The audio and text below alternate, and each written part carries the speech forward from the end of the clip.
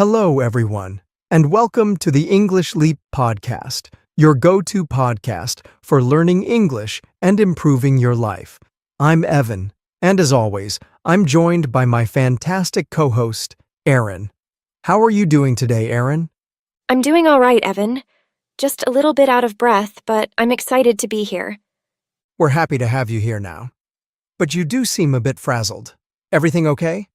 Honestly, no. My mornings have been a total disaster lately.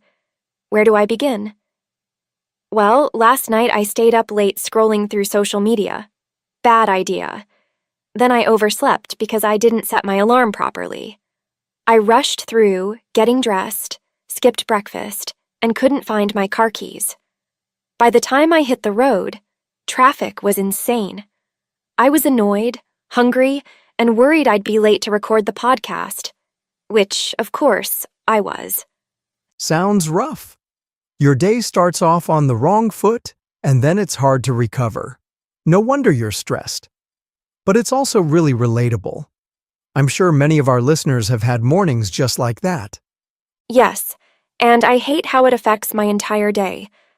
I end up behind schedule, my energy's low, and I don't have the mental space to practice my English skills or do anything productive. Well, you're in luck because that's our topic today. Building a morning routine that sets you up for success. And before we jump into our tips, we have a special PDF for you. It contains key points from today's discussion And comprehension questions to test your understanding. Grammar exercises to feel more confident in your English skills. and trust me, you don't want to miss this one. You can download it from the link in the description. And we're also introducing some intermediate level words and phrases in today's episode. Exactly. And we'll take a closer look at them later in Charlotte's vocabulary section, where we break down meanings, usage, and examples in everyday English. So, stay tuned for that if you want to level up your vocabulary. All right, Erin. Since you've had a bit of a chaotic morning, why don't we start with why mornings matter? Yes, that's a great starting point. A lot of people think mornings don't really matter. It's just another part of the day, right? But mornings actually set the tone for everything that follows. Exactly. I always think of mornings as the first domino in a long line. If the first domino falls smoothly, the rest will follow. But if it wobbles or falls the wrong way, everything gets messed up. That's such a great visual. And it's so true. When my morning starts off calmly, the rest of my day feels productive and organized. But when I wake up late and rush through everything, I'm playing catch-up all day. And for English learners, mornings are a golden opportunity for consistent practice. Your brain is fresh and ready to absorb information. Even just 5 to 10 minutes of English practice in the morning can make a big difference. Absolutely. Mornings give you that quiet, distraction-free time before the day gets busy. You can focus on something like reading a short article or reviewing vocabulary without interruptions. Now, before we talk about how to improve your mornings, you need to figure out what's holding you back. Think of it like being a detective. What's causing the chaos? For me, it's definitely late nights. I'll get caught up scrolling on Instagram or watching too many episodes of a show, and suddenly it's 1 a.m. The next morning, I hit snooze 3 times and wake up feeling exhausted. Been there. Another common obstacle is not preparing anything the night before. If you wake up with no plan, you end up scrambling to find your keys, clothes, or breakfast. That's when things go off the rails. Yes, I used to do that all the time. I'd wake up with no idea what to wear or eat, and by the time I left the house, I was already behind schedule. So true. And for some people, the biggest obstacle is overscheduling their mornings. Trying to fit in too many things, exercise, emails, breakfast, reading, can backfire and leave you feeling overwhelmed. The key is to identify your biggest obstacle and focus on fixing that first. For me, it's clearly my late nights, so I need to work on winding down earlier. This next step is a game changer. Plan your morning the night before. Yes, it's like doing a favor for your future self. When you prepare ahead, you eliminate a lot of stressful decisions in the morning. Think of it like clearing the runway for your morning takeoff. If the runway is cluttered with last-minute decisions, like, what should I wear? Or, where's my phone charger?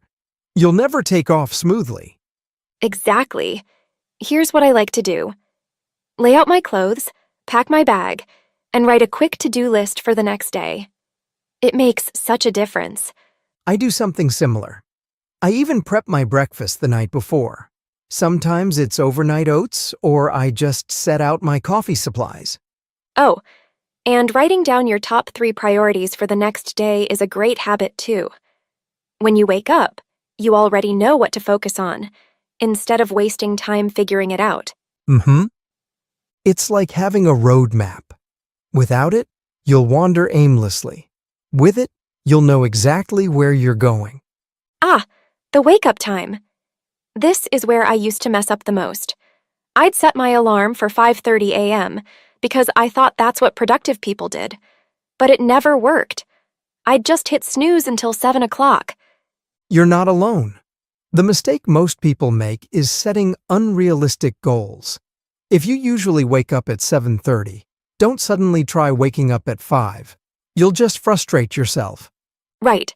Start with a small adjustment. Wake up 15 to 30 minutes earlier at first.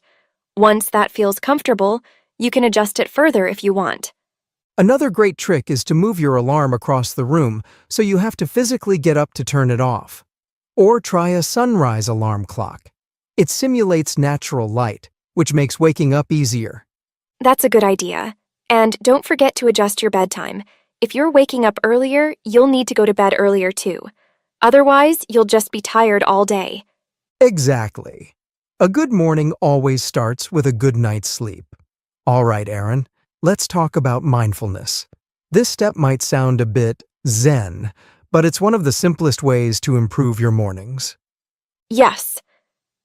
I used to think mindfulness meant sitting cross-legged and meditating for hours, but it's actually much easier than that. It's really just about pausing and being present for a few minutes. Exactly. Imagine your mind is like a glass of muddy water. If you keep stirring it, it stays cloudy. But if you let it settle, the mud sinks to the bottom, and the water becomes clear. Mindfulness does the same thing for your thoughts. It helps you reset and refocus. Love that metaphor.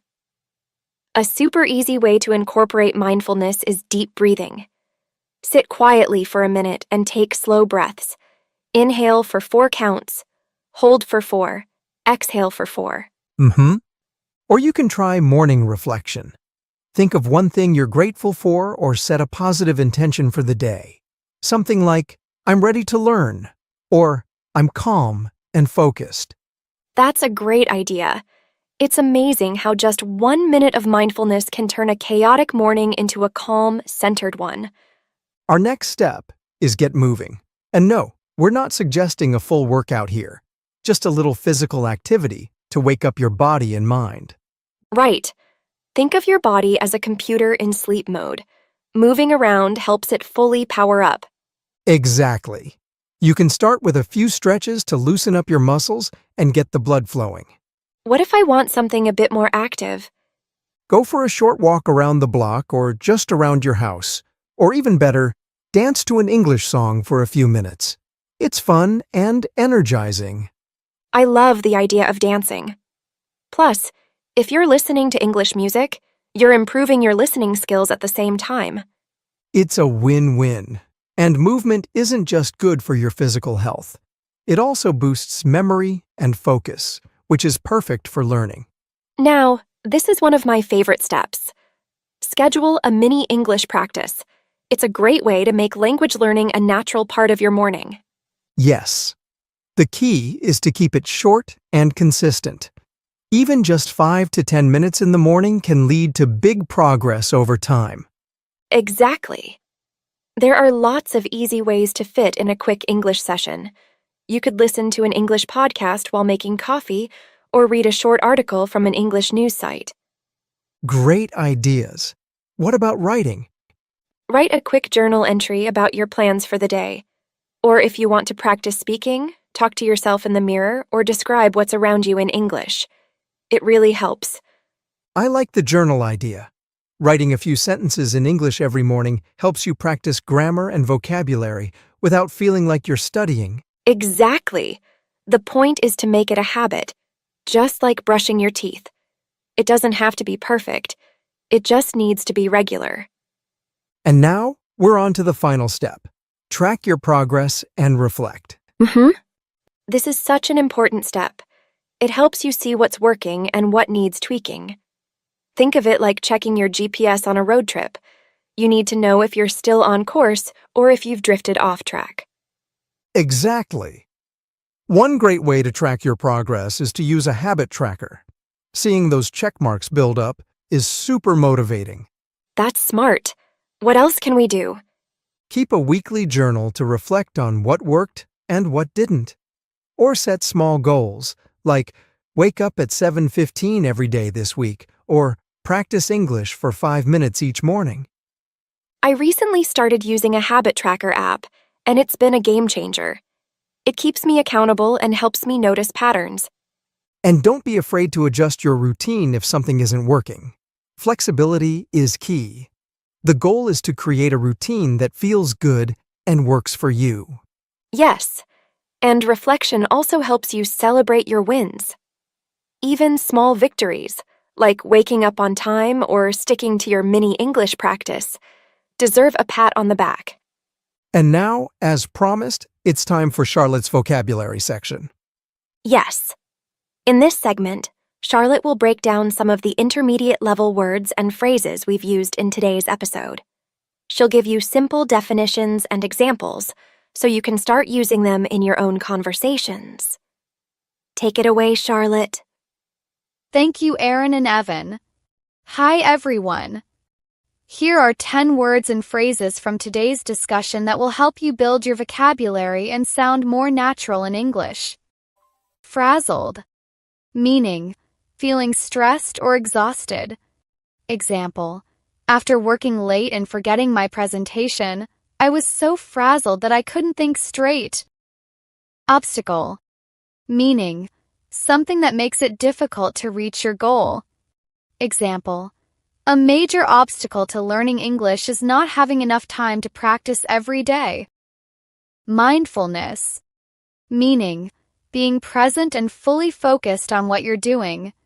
Example, mindfulness during meals helps me appreciate the food and avoid distractions. Reflection. Meaning, careful thinking or reviewing something. Example, after the exam, I spent some time in reflection to figure out what I could improve next time. Productive. Meaning, getting a lot done, being efficient. Example, I'm always more productive when I work in the morning rather than late at night. Scramble. Meaning, to rush around in a disorganized way. Example, we scrambled to catch the last bus after realizing the time. Chaos. Meaning, complete disorder or confusion. Example, the kitchen was in chaos after we baked cookies with 5 kids running around. Consistent. Meaning, regular and steady. Example, to see real progress at the gym, you have to be consistent with your workouts. Centered. Meaning, calm, focused, and balanced. Example, yoga helps me feel centered and ready to face the day with a clear mind. Accountability. Meaning, being responsible for your actions or progress. Example, my study group gives me accountability to finish my homework on time. Those are your vocabulary words for today. Try using them in your own sentences this week and remember to check out the PDF for more practice. Back to you, Erin and Evan. Thank you, Charlotte. Those were some really helpful words and phrases. Make sure to practice them. You'll be amazed at how quickly they become part of your daily vocabulary. Totally. And don't forget to download our free PDF from the link in the description. It's packed with all the key points we discussed today, plus comprehension questions and grammar exercises to help you take your learning even further. We hope you enjoyed today's episode and feel inspired to start building your own morning routine. Remember, even small changes can lead to big results. Thanks for listening, and we'll see you next time on the English Leap podcast. Until then, take care and keep learning. Bye, everyone.